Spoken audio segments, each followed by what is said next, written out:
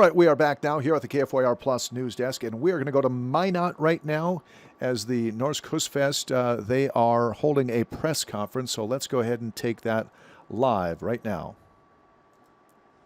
Oh, hello and good afternoon. Thank you all for joining us today, or joining me today.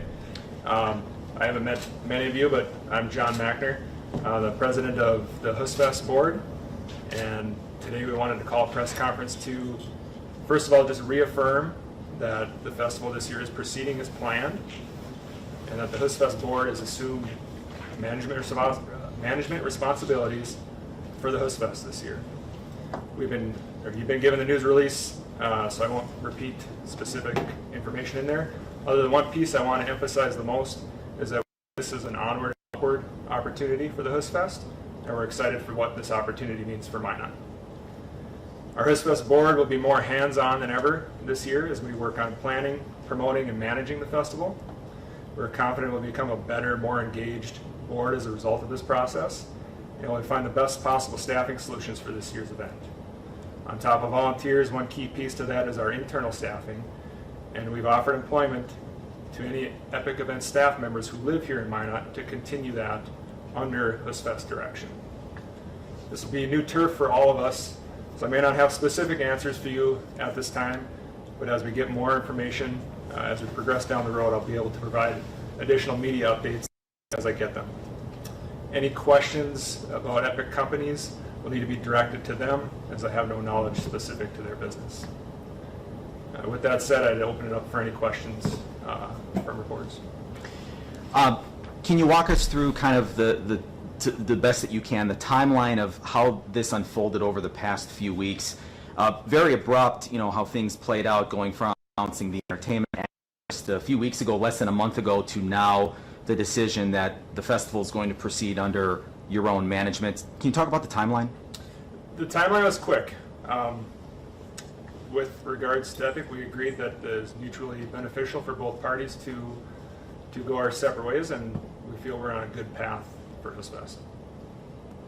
What changes, if any changes, are there going to be now that the management has changed for this year and moving forward? There is no changes to the festival. We are proceeding as planned. All entertainment acts are booked and locked in, and there's no changes to any of the side stage Great Hall acts. Does the Hostfest plan on enlisting the help of any community partners to do this undertaking? When you go to an outside party like an Epic, they have their own team that can organize. Not that Hostfest can't do that, but now that you have to take this on by yourself, are you going to be enlisting other parties in the community to gather volunteers and everything else that goes along with that? Volunteers is the key piece. That's the biggest enlistment that we can ask for from the community, is to offer your time and your talents. We have over 8,000 hours that we need to fill for volunteer hours over the course of 4 days, upwards of 600 plus volunteers, and any individual or business out there that's willing to help with those volunteer hours is the biggest ask that we can do. Mr. Mackner, is the infrastructure for intaking those volunteer opportunities in place yet to be able to manage the people as they come forward and offer their time and talent? It is, and how you can do that, you can simply just go to our website under How Do I Get Involved or Get Involved. There's a volunteer sign-up page. You can put your name and info in there, and that's the best step towards getting in our system, and then we can find positions for you to fill as the festival approaches. Go ahead. Can you elaborate a bit on the cultural significance of this event to this community? I know that there were a lot of people that had kind of heavy hearts after 20 and 21, the cancellations due to COVID, and then it came back. Can you talk a little bit about how important this festival is, not only financially for tourism dollars to Minot, but also to the fabric of the Magic City? I think history is important to all of us. My own family, the Tollefson group, they helped Chet right alongside of him start the festival, and you talk to anybody in town that when they hear Hostfest, they think of Minot, they think of the fall, they think of family and coming together, sharing, whether it's Lefse or Lutefisk, if you like that or not. It seems to be a fabric of everybody's childhood memories, and of just traditions they're used to. So keeping that going was very important to us, and we're a very passionate board that wants to keep that going.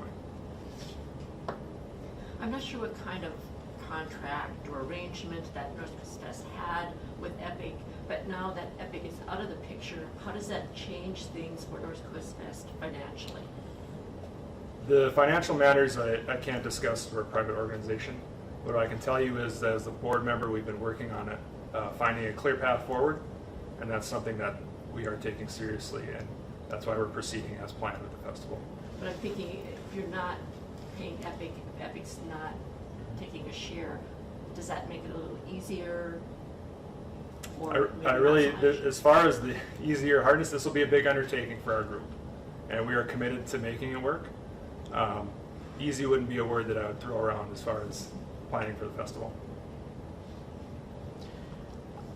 I know you said you can't get into a lot of specifics with money. I do have to ask, the State Fair has confirmed with us that there is an outstanding balance from last year's festival. Roughly $180,000 was the latest number we were given. Can you confirm that? And if so, how is that money being remitted, and would that have any impact on this festival moving forward? Any reconciliation with the financial matters between us and the State Fair remains between us and the State Fair.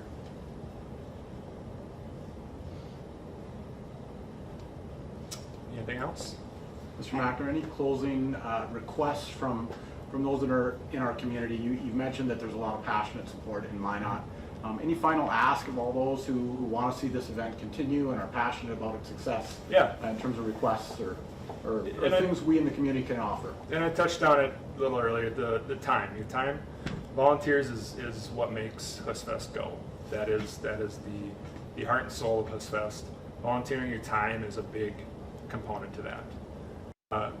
Buying something as simple as buying a general admission ticket or a Great Hall ticket.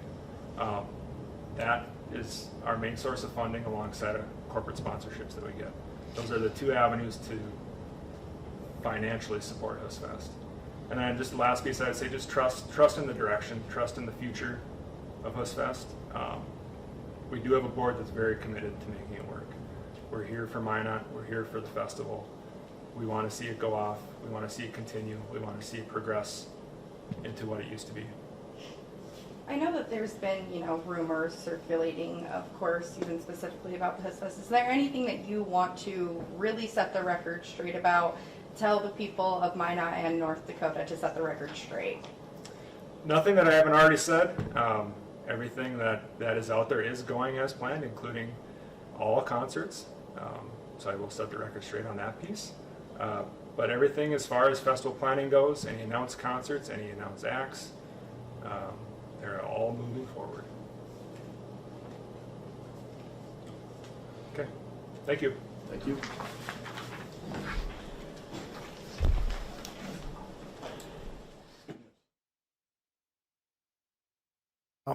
You've been watching a live feed there from Minot concerning the Norsk Høstfest holding a press conference this afternoon. The previous promoters, which were Epic, that ran the festival for the past 2 years, that would have been 2022-23. They are now out. The Norsk Høstfest will take over the planning activities for the upcoming festival, and it will proceed as you heard there. If you missed it, the Norsk Høstfest will proceed as planned for the 2024 season under its own management, and that Hostfest will take place September 25 through the 28th at the North Dakota State Fair Center. If you would like more information on this news story, of course, you can find more on our website at yournewsleader.com. We got full story there for you on tap. All right, it is now 9 minutes past the hour of 2 o'clock here at the KFYR Plus News Desk. That is going to wrap up my time with you here on this Wednesday afternoon. Thank you so much for spending a portion of it with me. I'm your host, Jay Dillon. I look forward to getting back with you again tomorrow morning, bright and early at 7 a.m. as we head into a Thursday together. We'll find out what's making news, and we'll find out right here on KFYR Plus. I hope you have a great afternoon, everyone.